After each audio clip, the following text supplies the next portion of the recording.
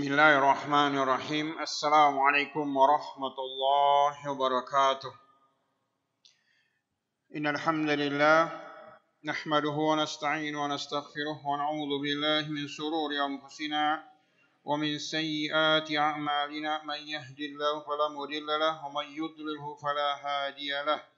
Asyhadu an la ilaha illallah wahdahu la syarika lahu wa asyhadu anna Muhammadan 'abduhu wa rasuluh alladzi la nabiyya ba'da. Allahumma salli ala Muhammad wa ala alihi wa sahbihi ajma'in. Amma ba'd.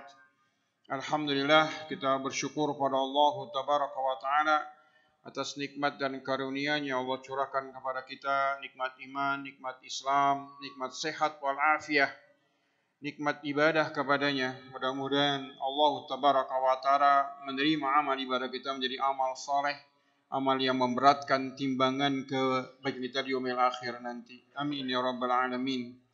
Demikian pula kita mohon kepada Allah Subhanahu wa taala, kita berdoa kepadanya agar saudara-saudara kita yang sekarang ditimpa musibah sakit yang dirawat di rumah sakit ini, mudah-mudahan Allah tabaraka wa taala mengangkat penyakitnya, memberikan kesembuhan kepadanya dan memberikan kesabaran pada keluarga yang sementara menunggunya dan dimudahkan semua urusan-urusannya. Amin ya rabbal alamin. Allahumma rabban nas isfi anta syafi la shifa ila shifa sifan ghairu saqaman. Ikhwani fillah, azani Allah wa iyyakum ajmain. Kita akan membahas mungkin satu atau dua ayat Al-Qur'anul Karim yang menjelaskan tentang bagaimana manusia itu akan merasakan kerugian, akan menderita kerugian. Semua manusia akan rugi. Dan kerugian itu sangat tergantung pada amal ibadah kita. Orang-orang yang baik akan merasa kerugian, akan merasa menyesal. Demikian apalagi orang jahat. Nah, Allah tabaraka wa taala banyak ayat tentang masalah ini, tentang kerugian-kerugian ini yang penyesalan manusia yang terjadi pada akhir zaman nanti, pada hari kiamat nanti terjadi. Ya. Apa kata Allah tabaraka wa taala dalam surat Al-Mu'minun, surat yang ke-23 ayat yang ke-99 sampai ke ayat ke-100. Allah tabaraka ta'ala menjelaskan dalam ayat ini, hatta idza jaa ahadakumul maut qala rabbirji'uni ya li'alli a'malun shalihan fima tarak kalla innaha kalimatun huwa qailuha wa min waraihim barzakhun ila yaumi yub'atsun. Ini ayat yang Allah tabaraka wa taala mengingatkan kita semua. Apa kata Allah Subhanahu wa taala? Hatta idza jaa ahadakumul maut. Sampai orang itu menderita, sampai orang itu dijemput oleh kematian. Dan semua kita adalah calon mayit. Semua manusia pasti akan mati.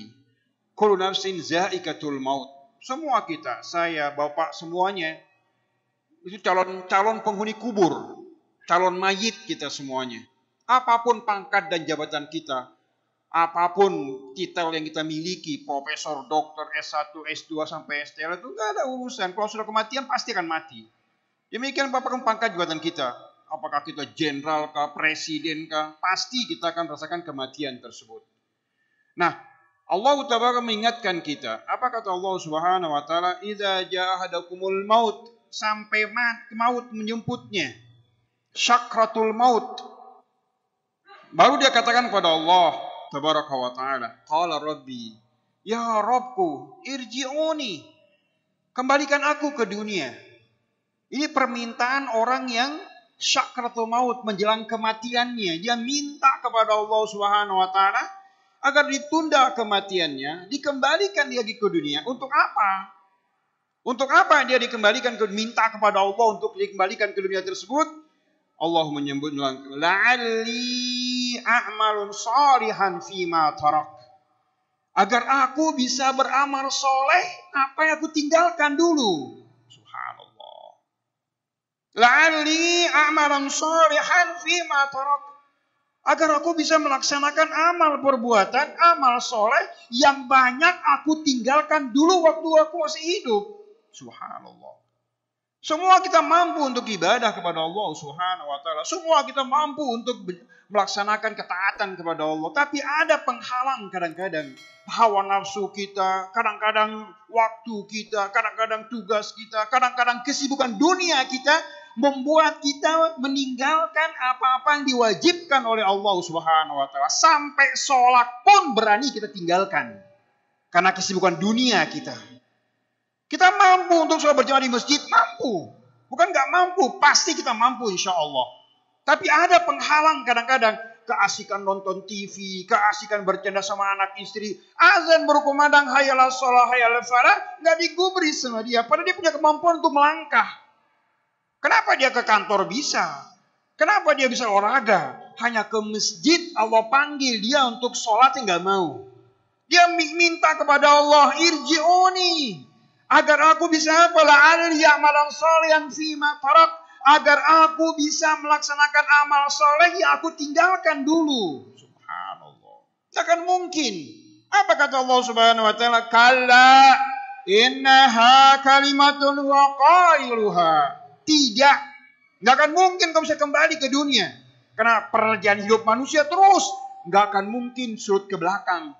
Namanya hidup itu melangkah detik demi detik, menit demi menit, jam demi jam, hari demi hari terus menapak kaki kita. Terus menapak waktu kita sampai ajal menjemput kita. Gak pernah surut. Gak pernah waktu itu mundur. Selalu waktu itu ke depan waktu tersebut. Dia minta kepada Allah Subhanahu wa taala itu. Allah katakan tidak. Kalla innaha kalimatun. Tidak. Itu hanya kalimatmu saja. Hanya ucapanmu saja. Meminta kamu untuk beramal soleh. Gak akan mungkin kau bisa lakukan hal seperti itu. Dan gak akan mungkin kau bisa kembali. Subhanallah. Kenapa kata Allah Subhanahu wa taala, "Wa min waraihim barzakhun ila yaumi yub'atsun."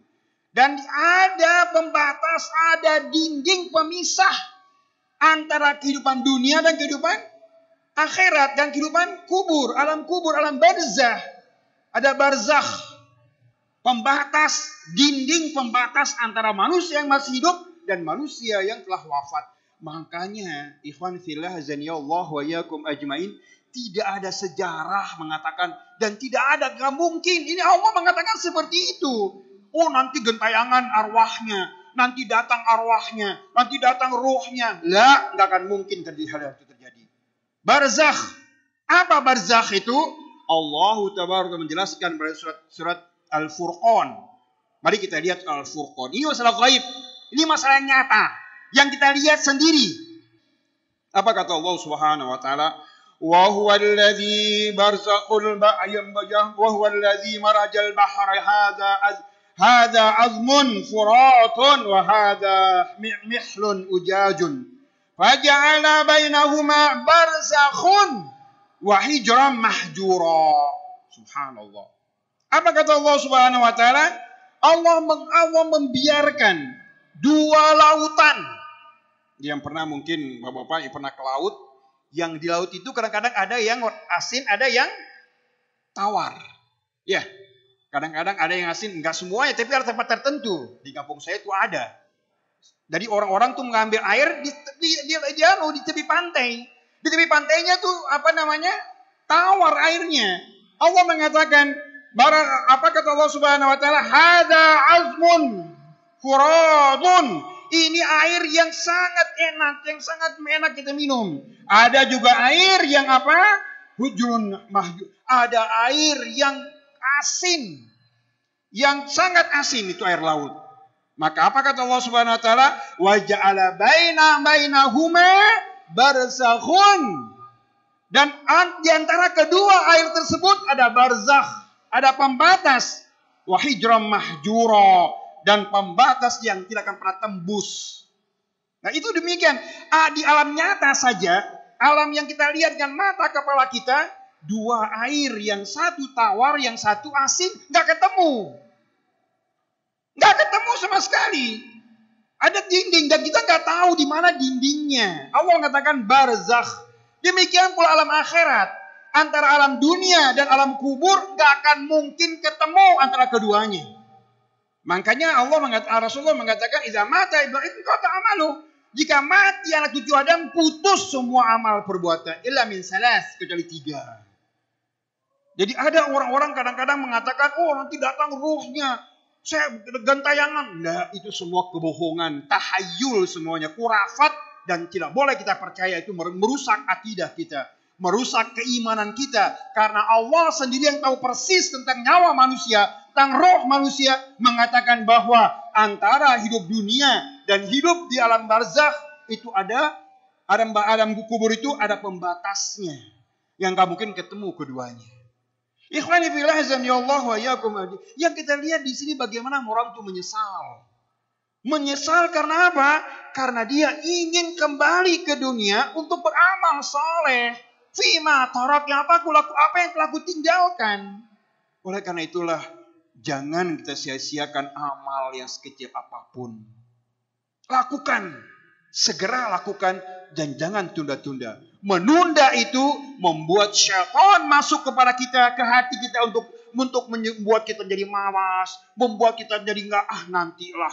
Sholat kan banyak waktunya, sholat kan mesti panjang waktunya, terus dipermainkan oleh laknatullah, syaitan laknatullah berantek-anteknya. Nauzubillah min dzalik. Sampai kita lupa sholat tersebut, baru menyesal nanti. Dan menyesal nanti tidak ada gunanya. Nggak ada manfaatnya. Semua sudah terjadi. Dan kita hanya menunggu apa? Menunggu apa yang kita lakukan. Apa amal yang kita lakukan? Demikian pun Rasulullah SAW. Tadi kita katakan bahwa semua manusia pasti akan menyesal dia. Rasulullah bersabda hadis yang sahih dalam Sunan Tirmizi. Nomor hadisnya 2403. Apa kata Rasulullah SAW dari Abu Hurairah radhiyallahu anhu?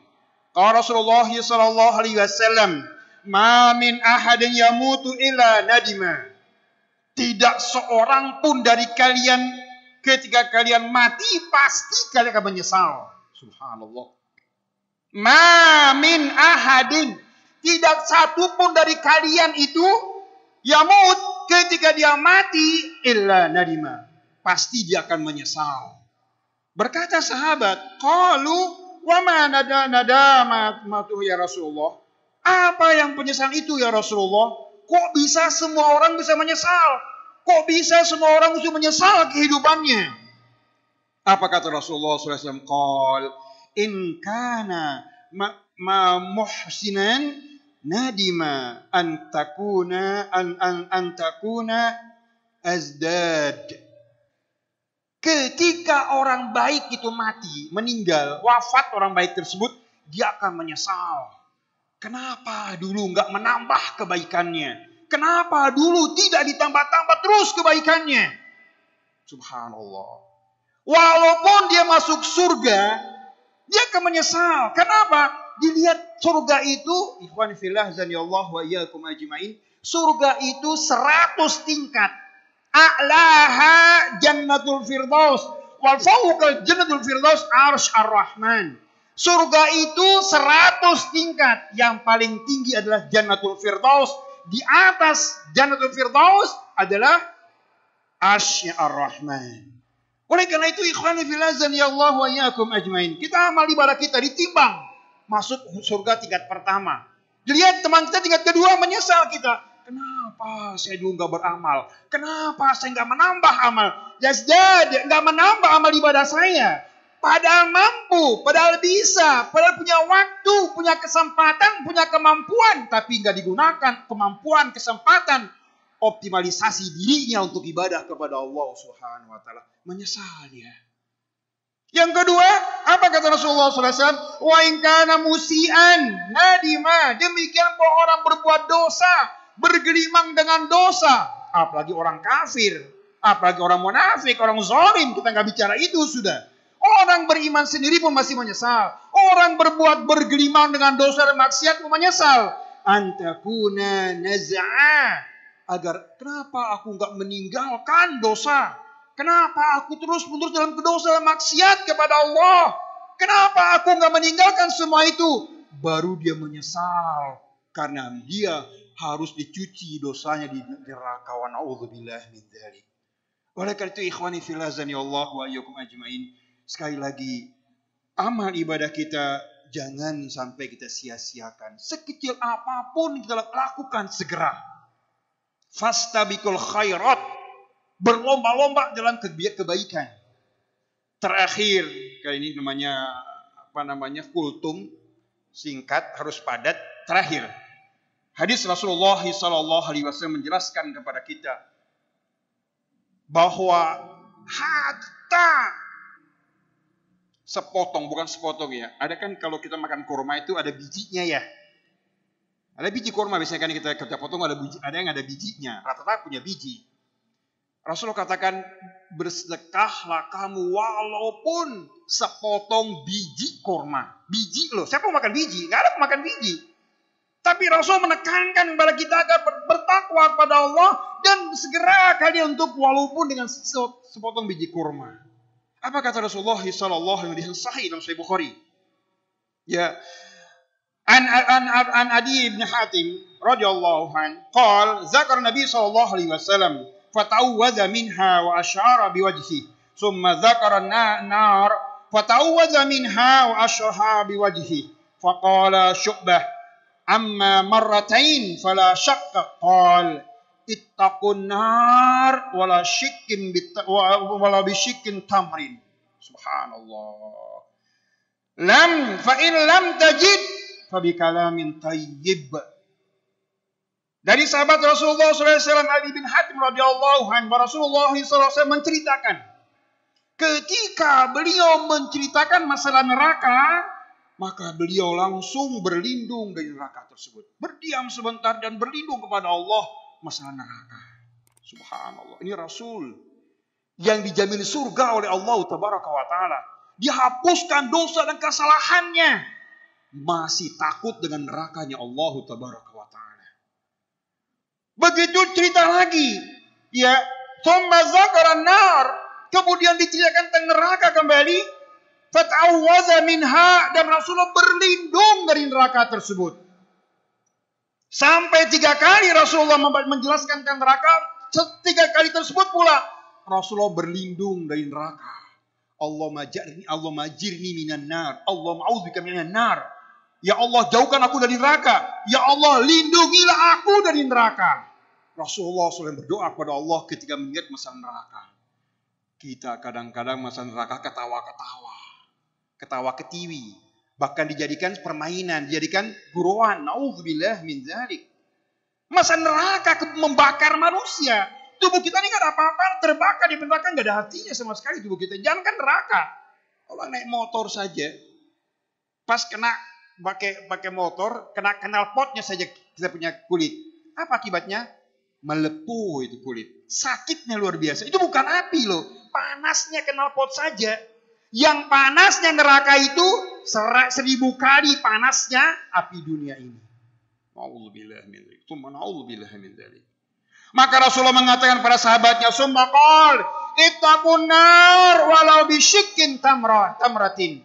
Bertakwalah kalian kepada Allah walaupun kalian bersedekah sepotong biji kurma. Bayangkan. Ikhwani fillah azanillahu wa iyyakum ajmain. Bukan dengan uang, bukan dengan segala macam harta benda, biji kurma. Apa manfaatnya biji kurma? Enggak ada yang mau makan biji kurma. Tapi Rasulullah SAW menekankan, bertakwalah kalian kepada Allah dan bersedekahlah kalian walaupun dengan sebiji kurma, sepotong biji kurma lagi. Kalau tidak kalian dapatkan, fa'ilam tajid, gak akan mungkin kan biji kurma kan dibuang oleh orang. Gampang kita dapatkan biji kurma tersebut. Di sini mungkin susah karena makanan pokok kita bukan kurma. Di Saudi biji kurma itu luar biasa banyaknya. Karena tiap orang pasti membuang bijinya. Tapi Rasul mengatakan, kalau kalian gak mampu untuk bersedekah dengan sepotong biji kurma, apa kata Rasulullah SAW? Bil kalamin thayyib, hendaklah kalian berkata baik. Berkata baik, ucapan baik adalah sedekah. Memberi senyum kepada manusia, bukan marah, bukan bermuka mucat, bukan bermuka masam kepada manusia, bukan emosi. Tapi menjaga dirinya. Karena sebaik-baiknya di sisi Allah Subhanahu wa Ta'ala, Rasulullah SAW menjelaskan kepada kita, Man kana yu'minu billahi wal yaumil akhir falyakul khair aw liyasmut. Barang siapa yang beriman kepada Allah dan yaumil akhir, maka hendaklah dia berkata baik atau diam. Diam adalah sedekah kalau kita nggak mampu untuk berkata baik.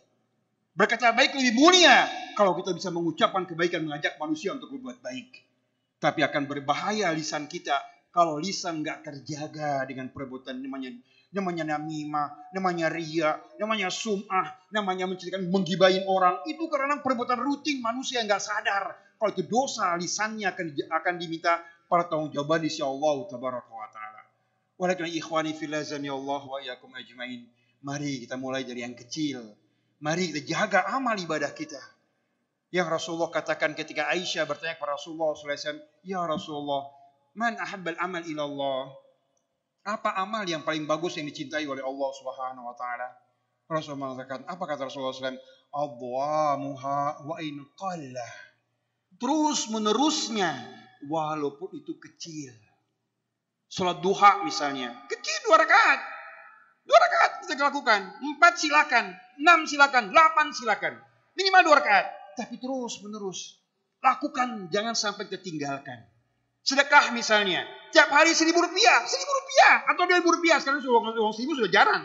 Rp2.000. Masukkan Rp2.000. Setiap hari. Yang kecil bisa menjadi besar. Kalau terus menerus kita lakukan. Atau saum misalnya. Saum Senin Kemis. Lakukan, rutinkan, terus kita lakukan. Ketika kita tidak mampu saum, Allah akan menghitung kita orang yang saum pada hari tersebut. Oleh karena itu ikhwani fillah Allah wa iyyakum ajmain, jangan sampai kita menyesal di akhirat nanti. Mari bawa penyesalan sekarang di dunia ini. Apa bekal saya di akhirat nanti? Apa persiapan kita? Apa tabungan akhirat? Apa investasi untuk akhirat saya? Bawa sekarang penyesalan tersebut. Karena nanti di akhirat akan mungkin kita bisa kembali ke dunia. Sekarang tempat kita beramal. Yang kata Ali bin Abi Thalib radhiyallahu al-an amal biduni hisab. Ghadan hisab biduni amal. Atau kama qala. Berkata Ali bin Abi Thalib radhiyallahu, sekarang kita beramal tanpa dihisab, tanpa dihitung amal kita. Tanpa diperhitungkan amal kita. Nanti di dunia akhir nanti kita akan dihisab dan akan mungkin kita bisa beramal. Mudah-mudahan yang singkat ini bisa menambah keimanan kita, ketakwaan kita kepada Allah Subhanahu wa Ta'ala. Dan Allah mudahkan kita untuk beramal soleh. Amal yang Allah ridhoi, Allah yang berkati, yang Allah bisa memberatkan timbangan kita di umil akhir nanti. Amin ya rabbal alamin walafu minkum. Subhanakallahumma bihamdika. Asyhadu an la ilaha illa anta astaghfiruka wa atubu ilaik. Wassalamun ala al-mursalin. Alhamdulillahirabbil alamin. Wassalamualaikum warahmatullahi wabarakatuh.